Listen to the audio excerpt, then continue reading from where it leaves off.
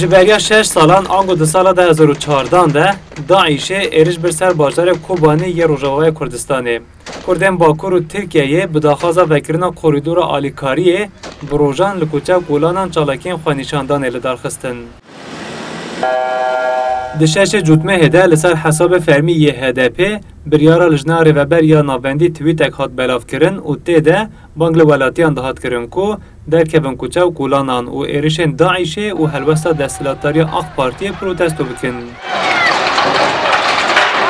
چالکین پروتستوی ورگریان شرکه گران لگوری راپورا کوملا ماف مروان دو بویران ده 35 سویل، دو کسین بیانی، دو پولیس، سه اندام رخصتنا چکدار بگشتی 42 کسان جانخواج دستان و 801 کس جی بریندار بون.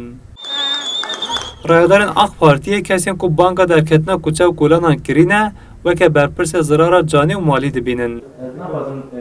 سروک رخصتنا دیاربکر یا آق پارتی سلیمان سردار بوداق دبیجه جبر کو پیشیا بویارا نگرتنه بقاسی رایدارن HDP اندامن هزین اولاکاری ینوی دمیجی berpırsiyarın. Aynen Arap'tan Kobani'den gelen binlerce yaralıya kapılarını açmış. Ve deme hükümeti deriye xoj bo bi hazaran şeniyên Kobanî re vekir û me alîkariya wan kir.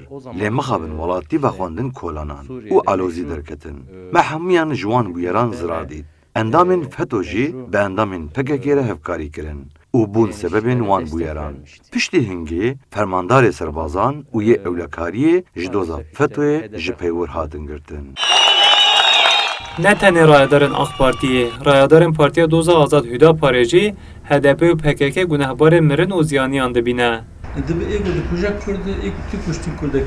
Li gorî ragihandina rayedarên Hüdaparê di bûyeran de neh endam û alîgirên wan hatin kuştin. Rayedarên Hüdaparê dibêjin yên ku wê demê polîs ji kuçeyan vekişandîne jî divê bên darizandin. Cîgirê serokê giştiyê Hüdaparê Zekeriya Yapıcıoğlu got PKK bi hinceta Daişê êrişî Hüdaparê û kesên oldar kir. Lê belê rayedarên dewletê jî rê li ber kuştinan negirtin û divê rayedarên wê demê jî bên darizandin. Bi rastî hinek kes dibêjin çima piştî 6 sala ev operasyon dest pê kirin. Lazim e em vê bipirsin gelo ev operasyon di cî dene yan na. Yani ew kesê gotina binşavkirin tiliya divê îşî de heye yan na. Eger tiliya divê îşî de hebe eger berpirsê vê karî bin vê qetiyamê bin ne 6 sal 6 sal jî derbas be lazim e ji wan hesab bêpirsîn.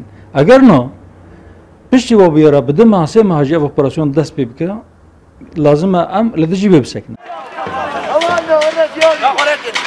Pêvajoya darizandina tawanbarên bûyeran ji aliyê dadgeha cezayê giran yên 19 ya Enqereyê ve hêj berdewam e. Li gorî gotinên şahethaleke veşartî lêpirsîn piştî 6 salan hat berfirehkirin û hevdeh siyasetmedarên din ên HDP hatin zindanî kirin.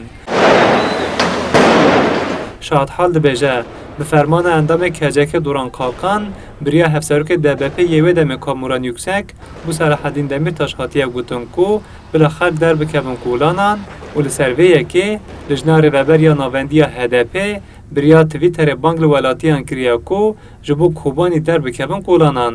Ji ber vê mijarê ji bo rakirina parêzbendiya heft parlamenterên din ên HDP fezleketên amade kirin. Rayedarên HDP dibêjin wan tu caran ji tu kesîrê negutiye ku alûziyan derbixînin û di bûyeran de gelek endam û alîgirên wan canê ji destan.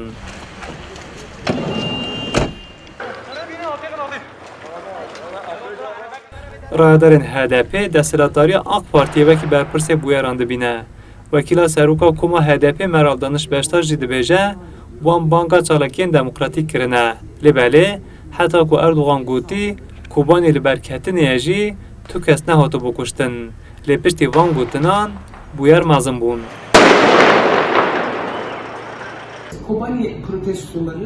Desthilatdarî dixwaze bûyerên Kobanî bike hinceta êrişên li ser HDP.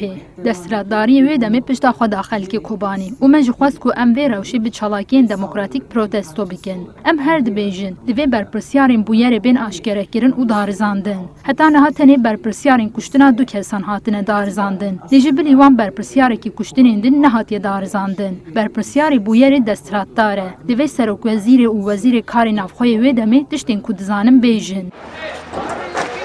سازیان جواکیین سویل و مافناس دخوازن کو بویرین کوبانی به همو هرگولین خواه بین لیکولین کرن و برپرسین راستقیم بین دارزاندن.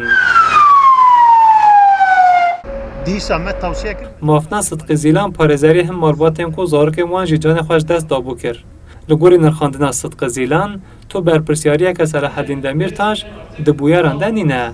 Lêbelê, hin kesê ku nêzik PKK ji tunebûna hêzên ewlekariyê ya Sîmberî û kesên din hedef girtin û bûn sebebê alûziyên mezin. Ana vê meselê mesuliyeta yekem ey devletê, ey duyem hinekî hêzê qirêj nîzê PKK em nav dikin.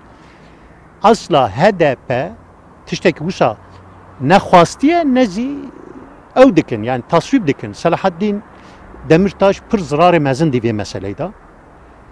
Faîlê vê meseleyê mesela rahmetlî ew Şehîd Yasîn Birû wexta ku gel pir rahatsız bû, çûn der û dor hinekî faîl hinekî nefaîl giş girtin, binçav kirin, dozekî vekir, ew dozî da insanî masûm jî ceza girtin. Di 19 Cûtmeha 2014 de piştî hevdîtineke telefonî di navbera Serokkomarê Tirkiye Recep Tayyip Erdogan û Serokê Amerîkayê Barack Obama de pêşmergeyên Kurdistanê di 28 Cûtmehê de li ser bajarên Bakur re derbasî Kobaniyê bûn û Kobanî ji Daişê hat rizgar kirin. Lêbelê nîqaşên li ser bûyerên Kobanî û berpirsên bûyeran di nava siyasetê de hêjî mijareke sereke ye. Hesen Kösen, Kurdistan 24, Diyarbekir.